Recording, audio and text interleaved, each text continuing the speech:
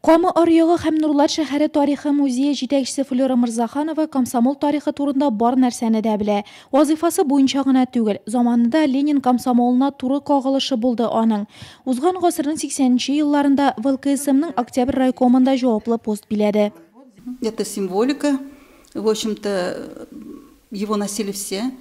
Было, конечно, какой-то промежуток, где его носить. Вот мы носили его на левой стороне, говорили, что чуть-чуть левее, выше сердца носить его.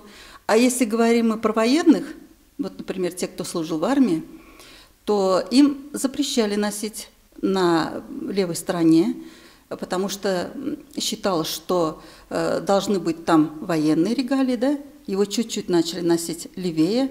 Потом все-таки в 1945 году, когда уже он вот такой вот вид приобрел, когда Ленин тут появился, Владимир Ильич Ленин в символике, то военным запретили носить на левой стороне, а нужно было комсомольский значок носить, как все гражданские награды, на правой стороне.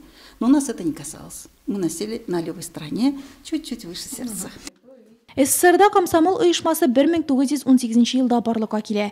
1924 елда ул Ленин исемен йөртә. Берничә елдан ВЛКСМ дигән тулы исем ала.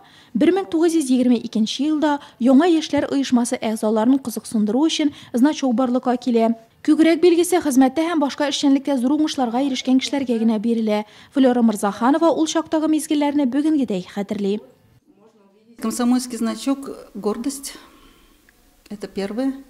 То, что я комсомолка. Комсомольский значок, во-первых, сначала начали давать всем ударникам коммунистического труда. Тем людям, которые очень хорошо учились. Те, кто занимались общественной жизнью. И комсомольский значок, он из года в год преобразовывался. Вот появился такой вот комсомольский значок, когда меня избрали на республиканскую комсомольскую конференцию, там был написан «ударник». Понимаете? И когда ты носишь с собой комсомольский значок, то, наверное, гордость за то, что ты являешься комсомолкой, потому что принимали не всех, это принимали достойных. Тора-бара комсомолга керү массовый төс ала, һәм значокны тагу барлык әгъзаларга да мөмкин була. Нурфаиз Вәлиев та комсомол әгъзасы булу бәхетенә ирешкән кеше, яшьләр оешмасы сафларына кергәнен яхшы хәтерли ул. Комсомол организациясына кергәндә, менә инде комсомол значогын алыр өчен бик күп сораулар итәләр, бирәләр инде. Пионер вожатый баштан рәтә инде. Ничек комсомольская организация нинди наградалар, ниләр иметкәнен, шуны жаттан белергә кирәк бөтен нәрсәсен. Аннан инде менә клятвасын ренәбез. Аннан менә комсомол организациясының старшина клятвалар биреп инде, честь биреп, шушы ниләрне әйтәсен баштан клятва, аннан инде сораулар бирәләр инде менә шушы кайсы комсомол организация нинди наградалар алган, кайсыларын, аннан инде алар шунда үзләре итеп комсомолга алырга мөмкин. Менә Әдилә Шәймәрданова комсомол значогы турында бүген генә белде. Экскурсовод Светлана Колесникова сөйләгәннәрне йотлыгып тыңлады ул. Бүгенге экскурсия миңа бик ошады. Без комсомолларның знаклары турында күбрәк белдек. Бик ватан сугышы турында күбрәк белдек.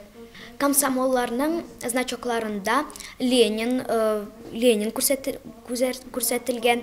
Алар йөрәк ягында сул якка кигәннәр һәм аларның һәм ул значоклар үзгәрелгән. Алар баштан йолдыз кебек булганнар, аннары соң знамя кебек булганнар.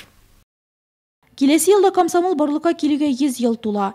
Әлеге музейда Коммунистлар партиясе белән бер бүлек тәшкил иткән комсомол оешмасына кагылышлы экспонатлардан яңа бүлек оештырырга ниятлиләр музейда. Нурлатлы Ислам Бәхтияровның кызы Гөлшат чигеп эшләгән революция юлбашчысы Ильич портреты шунда урын алачак, ди Флора Мырзаханова. Әлеге күкрәк билгесенең истәлекле вариантларын эзләү эшләре дә башланган.